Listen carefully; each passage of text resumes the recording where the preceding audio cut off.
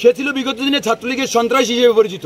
যে ছাত্রলীগের সাথে যুক্ত ছিল তাকে কেন রাখা হয়েছে? অস্ত্র নিয়ে এসছে, এই ব্যাগ সহ অস্ত্র নিয়ে।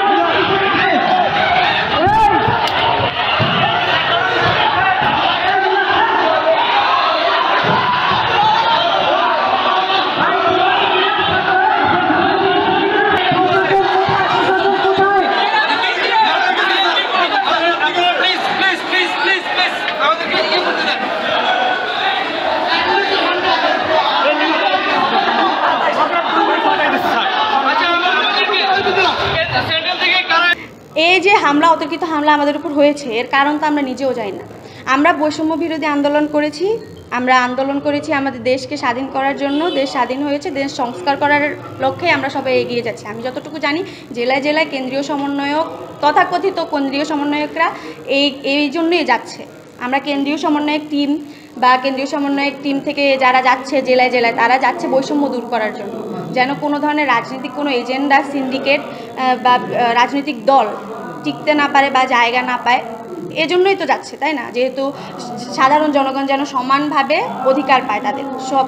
তো আমরা আসছি এখানে আমাদের একজন, আমাদের সাথে শুরু থেকে আন্দোলনে ছিল এরকম একজন সহযোদ্ধা মুবাশশিরা করিম মিমি, তার নাম কেন কাটা হলো? আমরা এই প্রোগ্রাম করেছি, সে প্রোগ্রাম করেছে। আর কেন এখানে ছাত্রলীগের যে কোনো একজন কর্মীকে, যে ছাত্রলীগের সাথে যুক্ত ছিল, তাকে কেন রাখা হয়েছে?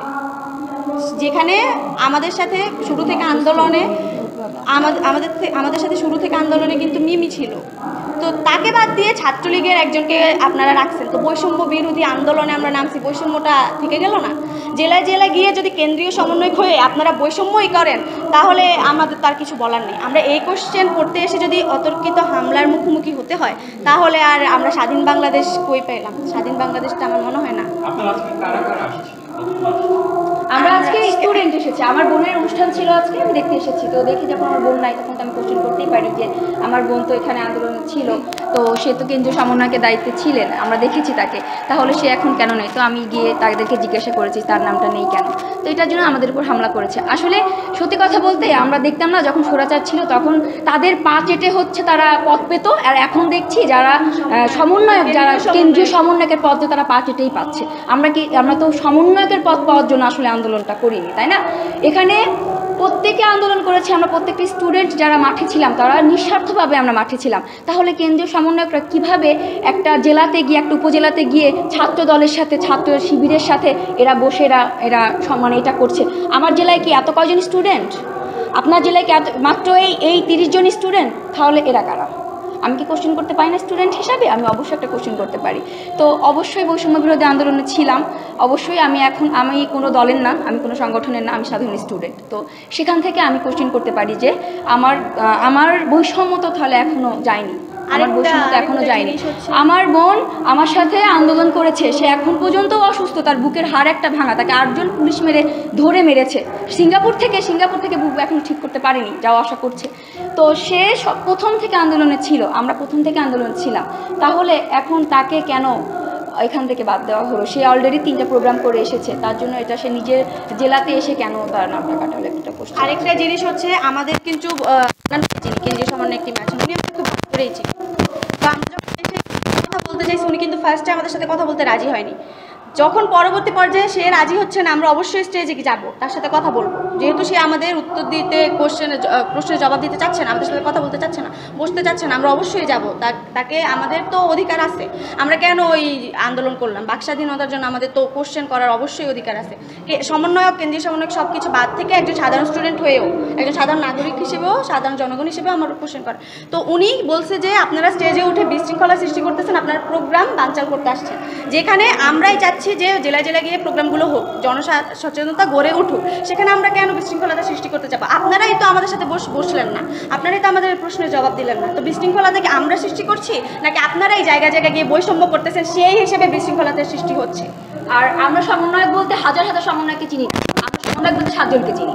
আমরা আন্দোলনের লিড যখন দিয়েছি, তারা আমাদের আন্দোলন মানে সমন্বয় 7 জনকে চিনি, তারপর সুমাপু আমাদের সমন্বয়। তো আমরা 7 জনকে চিনি, এর বাইরে আমরা কোনো সমন্বয়কে চিনি না। এখানে মিনিলা এসে বলে যে আমি এলাকা লিড করেছি, আমাদের এরা হুমকি দিয়েছে যে পেলে মেরে দিবে, আমাদেরকে পেলে মেরে দিবে। এরা আমাদের মারার কে? একটা কোশ্চেন এখানে। ছাত্র সমন্বয় সে ছিল বিগত দিনে ছাত্রলীগের সন্ত্রাসী হিসেবে পরিচিত। আপনি দেখেন কলেজ ক্যাম্পাস যেখানে বলবেন সেইখানে ওর অস্ত্র মহড়া ছিল, এমন কোনো জায়গা ছিল না যে ওর অস্ত্র মহড়া ছিল না। সেই ছেলে মাত্র একটা দিন প্রোগ্রাম করছে, যেই দিন দেখে আর টিকতে পারে না, তখন পিঠ বাঁচানোর দেয় আওয়ামী লীগ পদত্যাগ, আওয়ামী লীগ আর করবো না সে। আচ্ছা, সেই পদত্যাগ বেশ ভালো কথা। তারপর নিজের মামু সুজন তারে দিয়া নিজের বাড়িতে একটা হামলার চেষ্টা করছে, কিছু মানুষের কাছে তৈরি করছে, ওর বাসায় হামলা হয়েছে। আদৌ কি ওর বাসায় হামলা হয়েছে? আমরা সবাই জানি কোথাও ওর বাসায় হামলা হয় না। সাধারণ ছাত্রদের এক দফার বিরুদ্ধে মিছিল দিতে নিষেধ করছে। এমনকি আমার একটা ছোট ভাই, সেই ছোট ভাইয়ের গায়ে ও হাত পর্যন্ত দিচ্ছে। কেন? সে হাসিনা বিরোধী কথা বলে। তাহলে কেউ আওয়ামী লীগ পন্থী না? আমরা কাকে বলবো? তাহলে তোরা ওরে আমরা আওয়ামী লীগ পন্থী হিসেবে চিনি। তারপর এক দফা বলেন, এক দফা দাবির সময় ও কোথাও ছিল না, ও ছিল গুন্ডি বলান দিয়ে আওয়ামী লীগের সাথে ছিল। তারপর দেখেন দেশ স্বাধীন হয়েছে 5ই আগস্ট 36 জুলাই।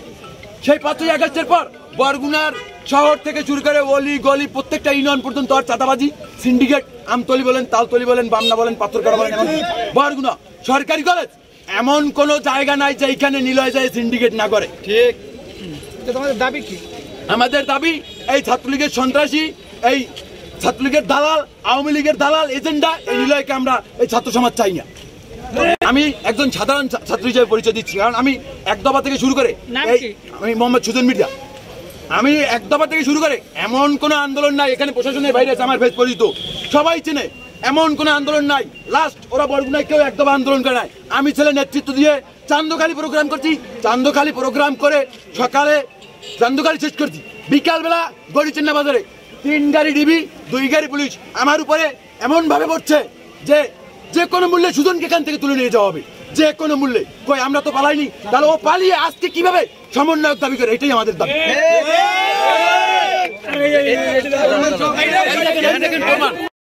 নির্দ্বিধায় শুধু ছাত্র আন্দোলন করছি। আমি যে সংগঠন করি ওই সংগঠনের পরিচয় দিয়ে আমি ছাত্র আন্দোলন করিনি, কিন্তু আমি আমার পরিচয় দিয়ে ছাত্র আন্দোলন করছি। বরগুনা থেকে শুরু করে বরগুনায় আমরা যখন প্রোগ্রাম করি তখন নিলয় ছিল না। লাস্ট যখন একটা প্রোগ্রাম নিলয় আর বরগুনায় টিকতে পারতেছে না ছাত্র সংগঠন ছাত্রলীগের, তখন করছে কি আমি ছাত্রলীগ থেকে বহিষ্কার হইলাম। ছাত্রলীগের পজিশন চাইছে সভাপতি ক্যান্ডিডেট, যার ছিলি আমাদের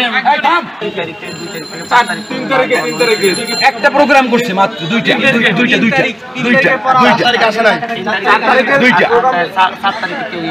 4 তারিখ ভাই আমি প্রোগ্রাম করছি, একটা প্রোগ্রাম শুধু আমি পারে নাই। আপনার কথা শুনতেছি, আমি কথা বলতেছি, আমি অসহযোগ আন্দোলন ঘোষণা দিচ্ছি কিন্তু 2 তারিখ। তারা মূলত হচ্ছে ইয়ার পর থেকে 18 তারিখের পর থেকে আন্দোলনে ধারা আসছে, তারা কিন্তু জীবনে মাই হয়, এটা বিশ্বাস করেন। কারণ 18, 19 তারিখ, 20 তারিখ এখন এখানে প্রধান কিভাবে দাবি করো তাই মঞ্চে কেন ওঠে ভাই? মঞ্চে তো আমরা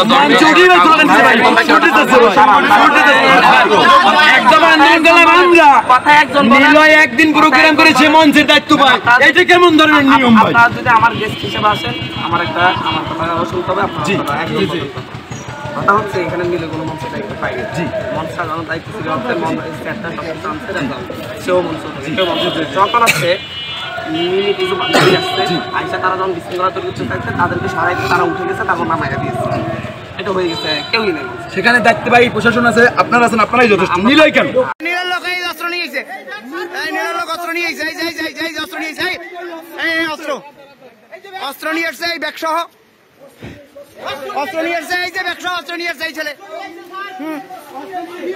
নিলার লোক অস্ত্র নিয়ে আসছে, হ্যাঁ এই অস্ত্র এই যে